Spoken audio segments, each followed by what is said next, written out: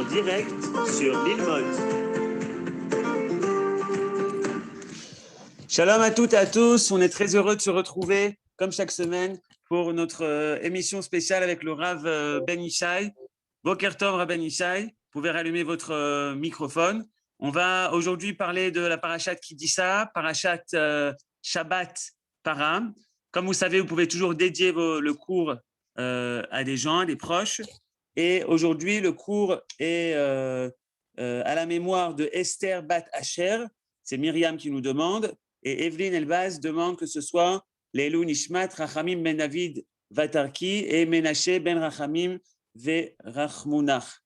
Voilà, Rav Ben Ishai, c'est à vous, mains et pieds, c'est le thème de la paracha, puisqu'on va parler des ustensiles du Beth Amikdash Bechavod Arav. Alors, je dois rajouter encore deux dédicaces. La première à la mémoire de Shmuel Edouard Ben Abraham, le père de Yonit Samak, et à Roger Ben Abraham aussi. Alors, on a donc émis maintenant la liste des gens secours et nous l'annoncer.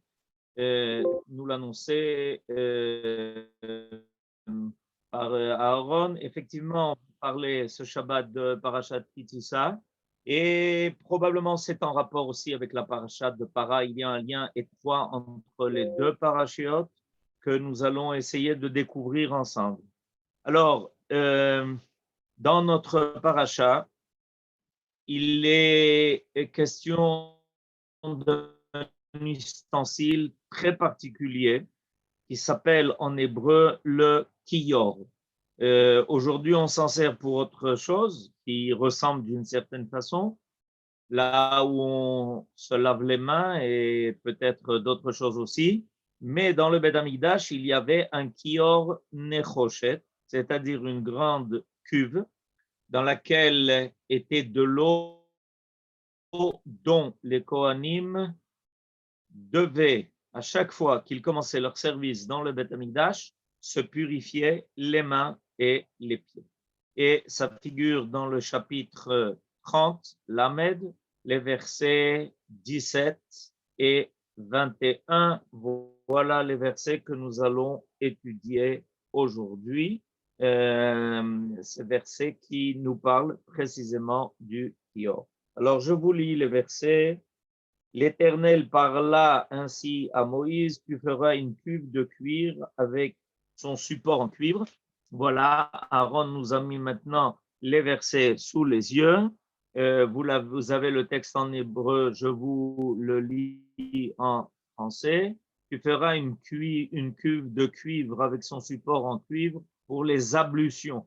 Tu la placeras entre la tente d'assignation et l'autel et tu y mettras de l'eau. Aaron et ses fils y laveront leurs mains et leurs pieds pour entrer dans la tente d'assignation. Ils devront se laver de cette eau afin de ne pas mourir. De même, lorsqu'ils approcheront de l'autel pour leur fonction, pour la combustion d'un sacrifice en l'honneur de l'Éternel, ils se laveront les mains et les pieds pour ne pas mourir. Ce sera une règle constante pour lui et pour sa postérité dans toutes les générations. Alors, vous entendez bien dans ces versets qu'il y a un grave avertissement qui est donné. Vous avez entendu, et dans le verset Kaf, Bevoam Elohel Moed, Yirchatsu Maim Velo Yamutu, c'est-à-dire que les Kohanim doivent faire très attention de se purifier, de purifier leurs mains et leurs pieds. Et à nouveau, c'est répété dans le verset d'après. Merci Aaron de nous souligner. Donc, il semblerait qu'il y ait quelque chose d'extrêmement grave dans le fait de servir dans le Beth Amikdash sans auparavant passer par cette démarche. Et nous voulons comprendre aujourd'hui quelle est l'importance de cette démarche. Alors, déjà, Aaron nous a mis aussi la traduction de Onkelos sur le verset 19. Veikadeshun Aaron uvnoi mine yat yedeun veyat ragleun. Ce qui est important dans cette traduction de Onkelos, c'est qu'il a traduit le fait de se laver les pieds, les mains et les pieds par le mot vikadeshun. Ils sanctifieront. Donc, il n'est pas question ici de ce que on connaît en général, l'irchotz ou les itrachet seulement, c'est-à-dire le fait de se laver. Nous connaissons la nécessité de se laver pour être propre, Et alors que là, Onkelos fait remarquer que le but n'est pas la propreté seulement, il est clair que les Kohanim devaient venir au Beth Amikdash alors qu'ils étaient déjà propres. Alors, nous dit Onkelos, le but de cette démarche n'est pas la propreté, le but de cette démarche est la Kedusha. Et évidemment, on ne peut pas soupçonner les Kohanim de venir au Beth Amikdash alors qu'ils ne sont pas purs, puisqu'il est formellement interdit de rentrer dans le Beth Amikdash en état d'impureté. Celui qui rentre dans le Beth Amikdash en état d'impureté est chayav karet. Il est chayav de retranchement. Alors, qu'est-ce qu'on réclame de plus de la part des Kohanim par ces ablutions dont nous avons un reste qui nous concerne tous et toutes? C'est lorsque nous nous levons le matin et que nous nous préparons à dire les brachot et à commencer nos activités, nous avons le devoir, en nous réveillant et en nous levant, de faire Netilat Yadayim. Cette Netilat Yadayim a reçu plusieurs explications. Une Netilat Yadayim que nous faisons avec bracha.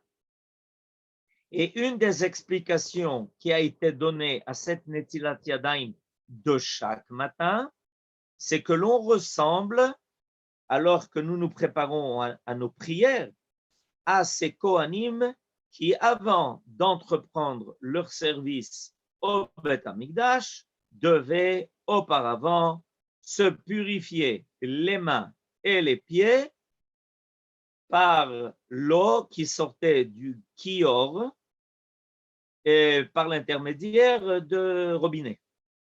Voilà.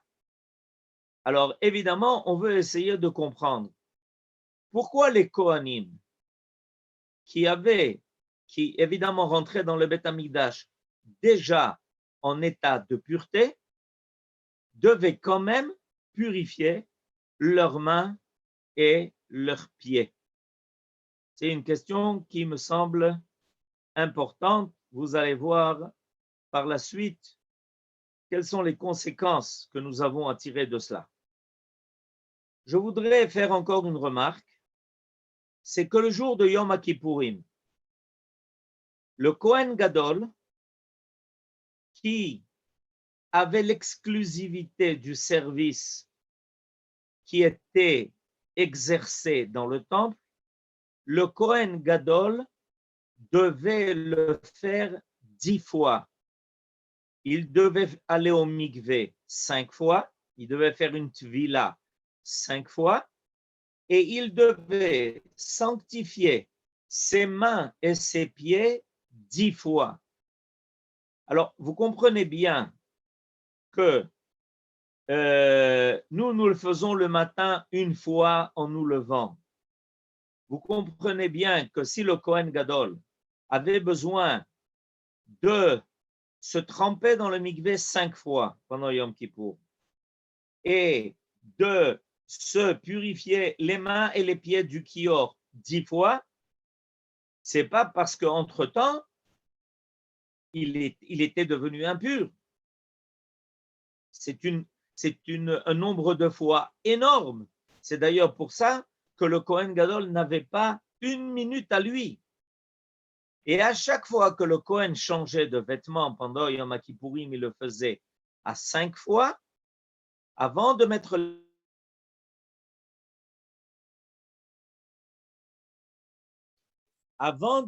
vêtements et après les avoir ôtés en vue des prochains vêtements, il était obligé de sanctifier ses mains et ses pieds 2 fois.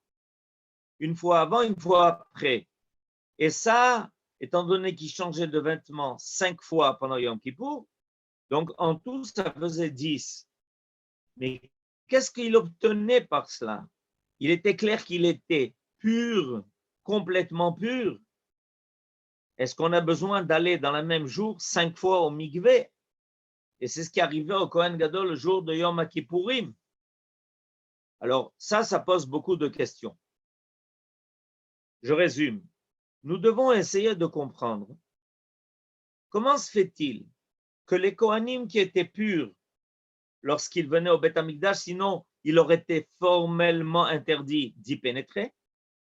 Et comment se fait-il que le Kohen Gadol, qui de toutes les façons était déjà enfermé au Beth Amikdash pendant une semaine d'affilée avant Yom Kippourim, avait besoin le jour de Yom Kippourim de purifier ses mains et ses pieds 10 fois d'affilée, et entre chaque fois, il y avait aussi une tvila dans le mikvé, en tout 5 fois. C'est une grave question. Alors, pour comprendre cela, je vois déjà des gens qui commencent à faire des remarques à propos de ça qui sont très intelligentes. Et aujourd'hui, nous allons peut-être comprendre quelque chose d'important. Je vous disais tout à l'heure que notre parasha, parashat Kitissa, est en rapport étroit avec la parasha de Para. Vous savez que la parasha de Para, en fait, c'est la parasha qui nous apprend à nous purifier d'une impureté grave, qui est l'impureté causée par une proximité ou le contact avec un mort. Donc, la paracha de Para vient nous enseigner comment nous purifier de cette impureté. Or, dans notre paracha, il y a une faute extrêmement grave qui a été commise. C'est la faute du veau d'or. Nos sages nous disent que, en fait, la paracha de Para, de la vache rousse, est la réparation de la faute du veau d'or. Mais on peut se poser pourquoi, quel rapport entre les deux? Réponse. En fait, dès qu'on a reçu la Torah, c'est-à-dire quand Dieu s'est révélé à nous au Sinaï, il nous a fait entendre ces 10 paroles, et que Moshe Rabbeinu ensuite est resté 40 jours d'affilée sur le Sinaï pour recevoir toute la Torah qui allait nous être transmise, le peuple d'Israël, par ce contact étroit avec la divinité, sa science, sa sagesse, la Torah, le peuple d'Israël avait abandonné les contingences de la condition humaine. D'une certaine façon, nous n'étions plus dépendants des lois habituelles de la nature. Or, malheureusement, la loi la plus présente dans la nature est la naissance et la mort. Pas seulement d'ailleurs au niveau des hommes, mais il y a un cycle qui se répète sans arrêt, où des choses apparaissent et disparaissent.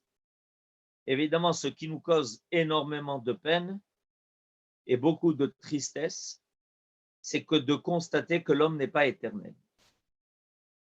C'est-à-dire qu'un homme est en fait la révélation d'une âme extraordinaire sur terre, et voilà que l'homme reçoit 120 années d'existence, et malheureusement après, il doit céder la place. Au Sinaï, on avait réussi à récupérer la faute du premier homme et de sa femme. Donc en fait, nous étions arrivés à un niveau où ce cercle-là avait disparu. Or, la faute du veau d'or nous a fait retrouver le cycle de la naissance et de la mort. Et c'est de ça qu'on doit se libérer. On doit se libérer précisément de ce cycle naturel qui fait que, après avoir rempli un certain rôle sur Terre, l'homme doit quitter la Terre et son âme est obligée de se séparer de son corps parce qu'il y a une réparation à faire. Parce que le corps n'est pas le réceptacle encore idéal qui permet à l'âme de se sentir ici dans le palais royal qu'elle a quitté lorsqu'elle a quitté les cieux. Avec le don de la Torah, on l'avait récupéré. Avec la faute du veau d'or, on l'a à nouveau perdu. Et là, il y a quelque chose de phénoménal. Comment se fait-il que précisément la faute du veau d'or s'est déclarée après que Dieu se soit révélé à nous, après que l'on ait entendu les 10 paroles, après que l'on ait eu l'expérience extraordinaire de la rencontre avec le divin. On aurait pu imaginer que les enfants d'Israël, quittant l'Égypte, ont peut-être regretté ce qu'ils ont quitté et qu'ils avaient peut-être vu là-bas des habitudes et des coutumes qui, malheureusement, les feraient rechuter. Mais après avoir reçu la Torah, et avoir eu cette expérience du Har Sinaï, penser que l'on n'ait pu retomber dans l'idée de l'idolâtrie du veau d'or, ça paraît surprenant et vous savez que la question est bien connue. Alors, il faut comprendre une chose, et elle est très importante parce que le Rav Kook dit que ça concerne notre génération.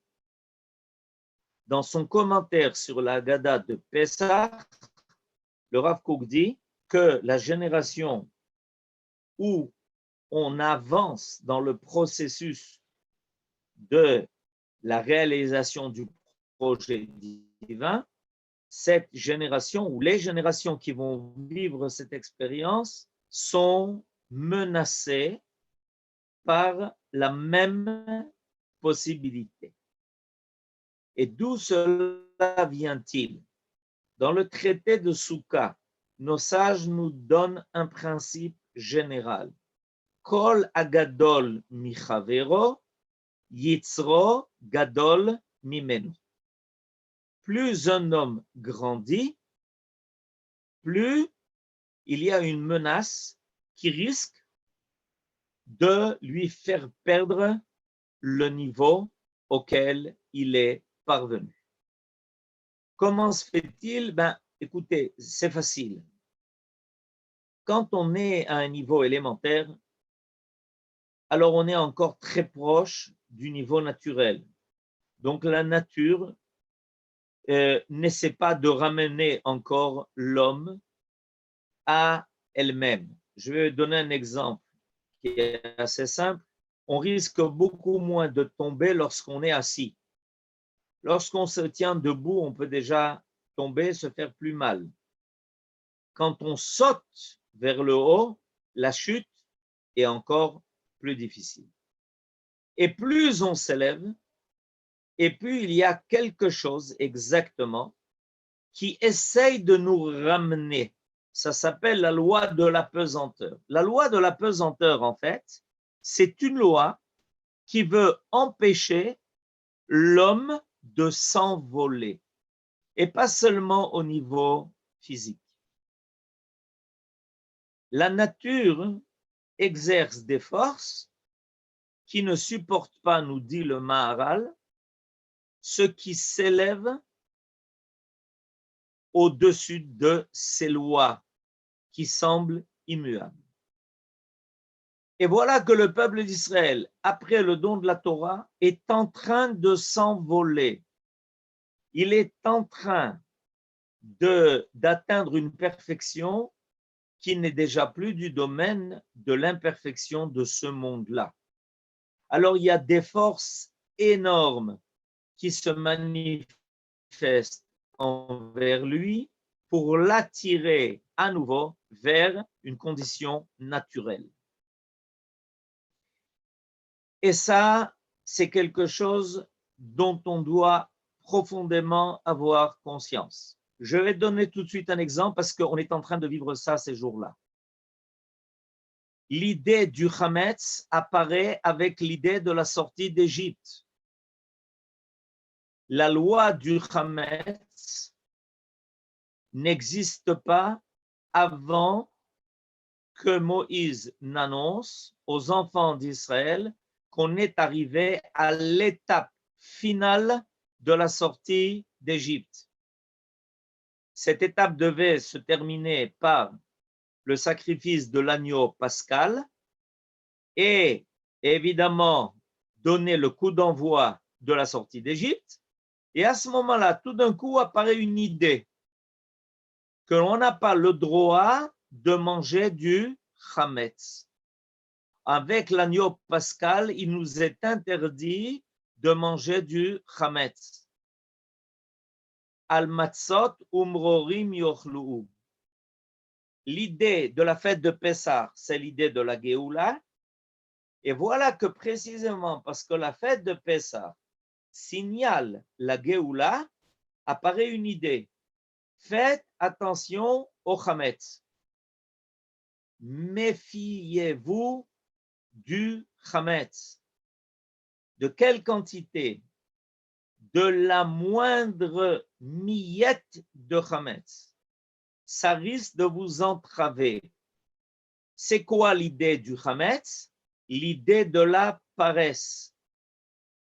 L'idée de on est bien là où on est. L'idée de on se contente de ce que l'on a et on ne veut pas avancer. L'idée de la matzah, c'est l'idée de la zrizout, du zèle, de la capacité de s'envoler, de courir vers quelque chose de mieux. Et ça, quand est-ce qu'on est averti de ce danger-là? Au moment où on va sortir d'Égypte. Pourquoi au moment où on va sortir d'Égypte? Parce que vous savez que c'est la dernière hésitation avant de quitter la galoute. On est d'accord, on est content, on se dit on va enfin quitter l'exil. Et voilà que juste le dernier moment, on a un pincement de cœur et on se demande si on est en train de faire la bonne chose. Soit on bascule du bon côté de la passerelle, soit tout d'un coup, quelqu'un viendra te convaincre que mais qu'est-ce qui t'arrive? Attends encore un peu, pourquoi tu te précipites? Pourquoi tu vas si vite? Eh bien, ça risquait c'est ce qui risquait de nous arriver au moment de la sortie d'Égypte. Et donc, l'idée de manger de la matzah, et surtout pas d'attendre que le pain, la pâte se lève, c'était précisément pour nous empêcher de sombrer dans cette grave erreur, l'idée de la pesanteur.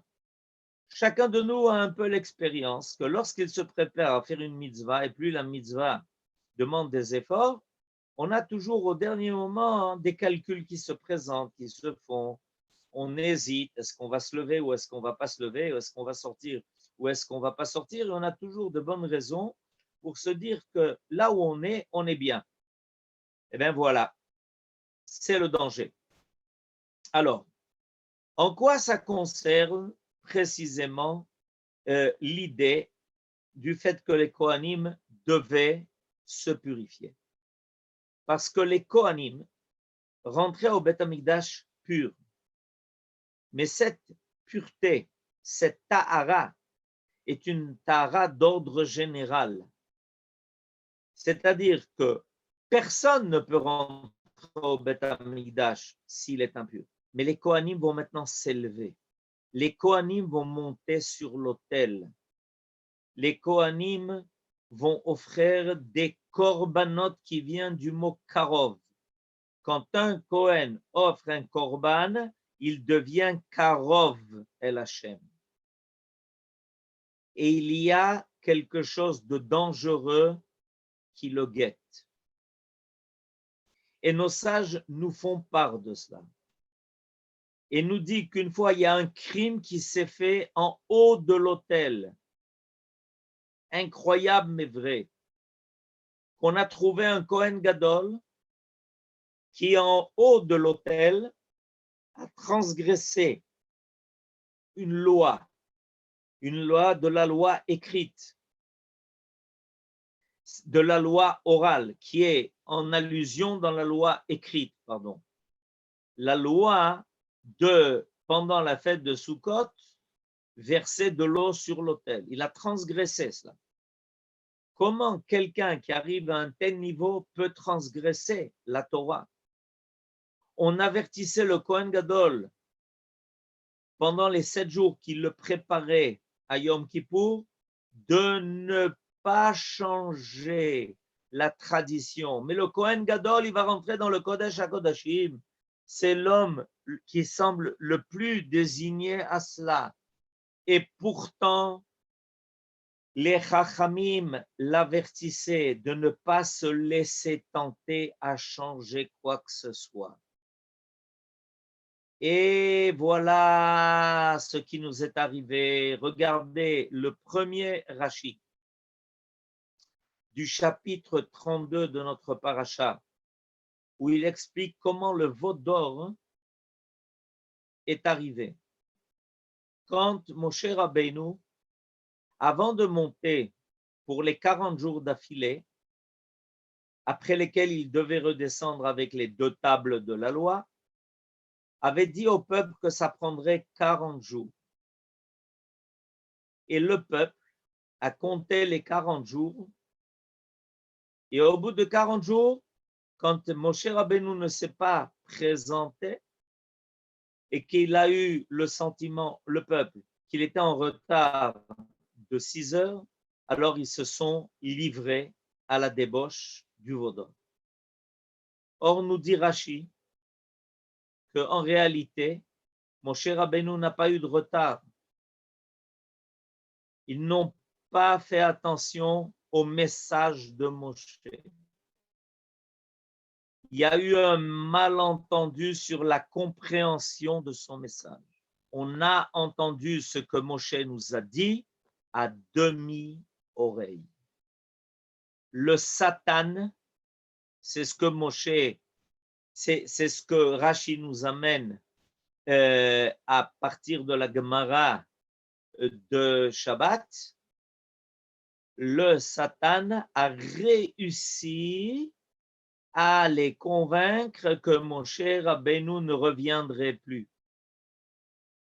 Précisément à ce moment-là, le Satan est apparu. Le Satan, c'est ce Yetzer Hara qui menace tout celui qui s'élève, tout celui qui arrive à un niveau très élevé. Alors maintenant, vous comprenez pourquoi les Kohanim qui rentraient dans le Beth Amikdash devaient se purifier. Et pourquoi le Kohen Gadol devait tellement se purifier à Yom Kippourim? Parce qu'il avançait de niveau en niveau.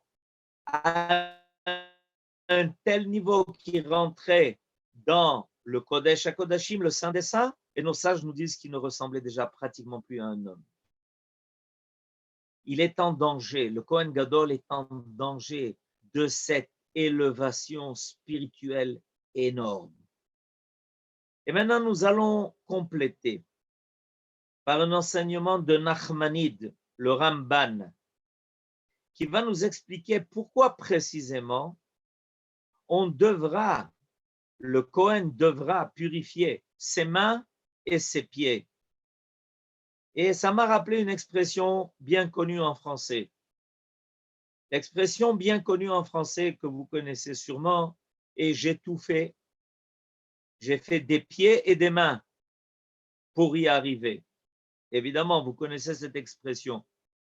Et j'ai comme le sentiment que cette expression-là, bien connue en français, a son origine dans notre paracha. Précisément, selon l'explication de Nachmanide le Ramban. Alors, je vois avec vous maintenant, grâce à Aaron, l'explication de Nachmanide sur notre écran. Ve'al derech ha'emet. Derech ha'emet, ça veut dire selon le sod. Le sod. C'est-à-dire que Ramban est en train de nous révéler un des secrets de la Torah. Ba'avur eyot rosh ha'adam ve'sofo hayadayim ve'haraglayim ki hayadayim lemala mikol gufo be'agbiotan ve'haraglayim lemata ve'em betzurat ha'adam רמז ל10 ספירות שיהיה כל גופו ביניהם, וכמו שאמרו בספר יצירה. Alors, je traduis ce que Nachmanide nous enseigne d'après la Kabbalah, d'après Torah Tassod. Il nous dit la chose suivante. Tu sais pourquoi est-ce que les Kohanim doivent précisément purifier leurs mains et leurs pieds? Parce que ce sont les extrémités de l'homme. Quand un homme lève ses mains, il n'y a pas plus haut que les doigts de ses mains. C'est l'extrémité la plus haute de l'homme qui tend ses mains vers les cieux. Et il n'y a pas à l'autre bout quelque chose de plus extrême que la plante de ses pieds. Et précisément, les Kohanim doivent purifier leurs extrémités, c'est-à-dire toute l'étendue de l'homme. Et nous dit ici Nachmanide que l'homme se situe entre ces deux pôles. L'homme a deux pôles qui sont essentiels. L'extrémité de ses mains et l'extrémité de ses pieds. Et quels sont ces deux éléments-là? Les pieds, les jambes, c'est ce qui permet à l'homme d'être autonome. C'est ce qui lui permet d'agir, de bouger, de progresser, de marcher, de ne pas être quelqu'un de statique. Et c'est pour ça que notre ancêtre Abraham entend comme première épreuve, Lech lecha el haaretz asher ereka, marche, marche. Et la dernière épreuve, le sacrifice d'Yitzhak, Lech lecha el eretz hamoria. Tu dois être un homme en dynamisme. Tu dois bouger, tu dois progresser, tu dois avancer, tu dois te parfaire. Ne reste pas bloqué dans ton état premier. Et les mains, c'est ce qui permet à l'homme d'agir, c'est ce qui permet à l'homme de créer, c'est ce qui permet à l'homme de découvrir qui il est, de faire apparaître sa personnalité, Eh bien, figurez-vous que ce sont précisément ces deux pôles qui doivent être purifiés. Que l'homme connaisse toujours le chemin à prendre. Ça s'appelle purifier ses pieds. Et les bras, les mains doivent être toujours purifiés pour ce quoi vers l'homme va agir.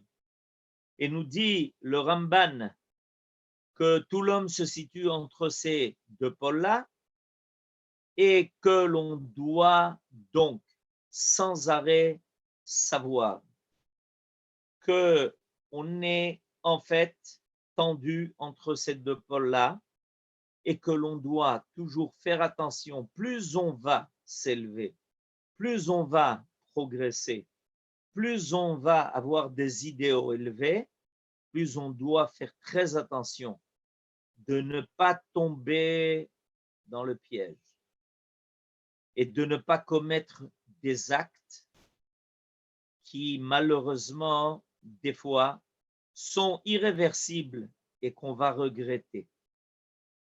Et c'est pour ça les Kohanim, précisément au moment où ils se rendaient pour officier, pour faire leur service, devaient se purifier. Et le Kohen Gadol, progressant d'étape en étape, devait de plus en plus se purifier. Alors on revient maintenant à nous-mêmes. Comme je vous l'ai dit tout à l'heure au début de notre cours, le Rav Kook enseigne qu'à l'époque du retour d'Israël sur sa terre, à l'époque de l'aboutissement du projet divin de la délivrance, qui va conclure notre sortie d'Égypte, il faut qu'on soit très attentif dans toutes les étapes de notre délivrance, qu'il n'y ait pas de chute, qu'il n'y ait pas d'échec. Il y a quelque chose qui nous menace gravement. Pas seulement une menace physique, mais des fois une menace morale et spirituelle. Non pas parce que nous sommes petits, mais parce que nous devenons de plus en plus grands. Et il est extrêmement important de se rendre compte précisément de notre développement, de notre grandissement, du fait que nous devenons un peuple de plus en plus important dans l'histoire des hommes sur la scène mondiale et que l'on risque de faire des erreurs parce que on veut essayer de nous ramener à quelque chose de beaucoup plus petit.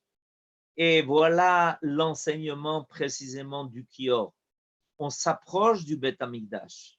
Et plus on s'approche du Beth Amikdash, plus nous avons le devoir, comme les Kohanim, de nous purifier, de vérifier le sens de notre vie et de vérifier nos actes et d'être sûr que ça correspond à ce que Dieu attend de nous. Bezrat Hashem, en faisant tous ces efforts-là, on finira par y arriver et on aura pour bientôt, nous espérons, et le mérite de surmonter cette impureté et le mérite aussi de pouvoir arriver jusqu'au Beth Amikdash sans aucune impureté. Amen. Ken Yehi Ratzon. Toda Rava, merci beaucoup au Rav Ben Ishai.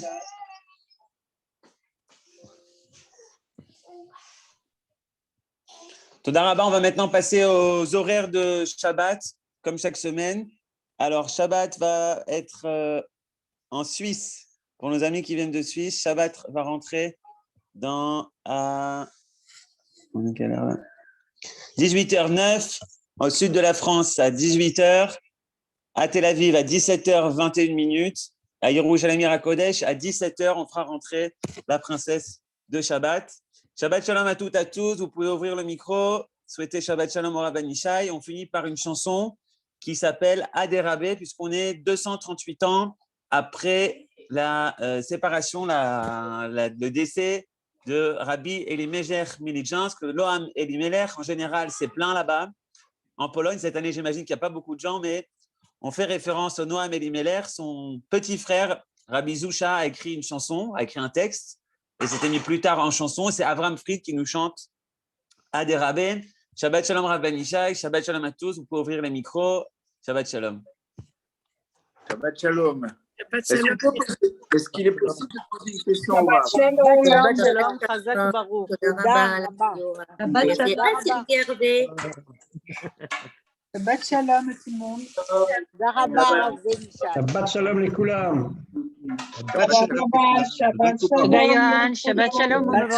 Merci pour le cours.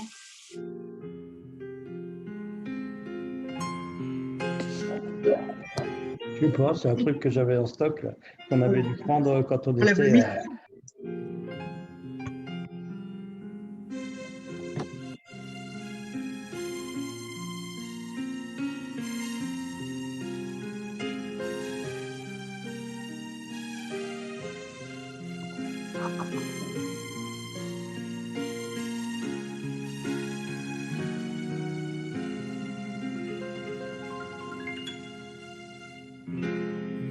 Rabbe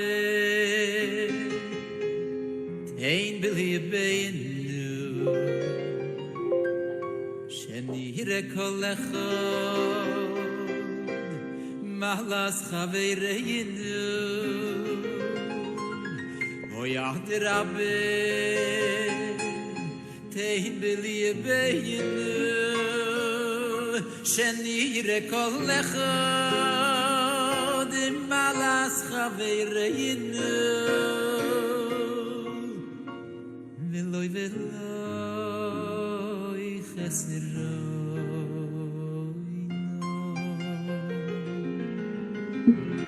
Moyad Rabbe Ein bili beinu Shen ire kolechod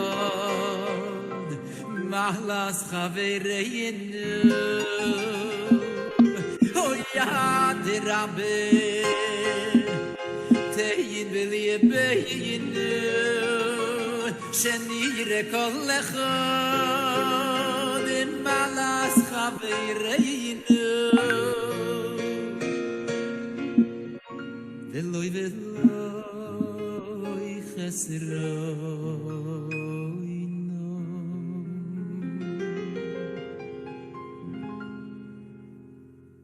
B'shnei davei kolecho deschaveiroi B'derech hayosher v'yorotzoi lefonecho Yale belibeinu shusino Meyachod al chaveiroi cholilo V'shenidava v'kolecho deschaveiroi Hoy b'derech hayosher v'yorotzoi yefonecho Yale belibeinu shusino Meyachod al chaveiroi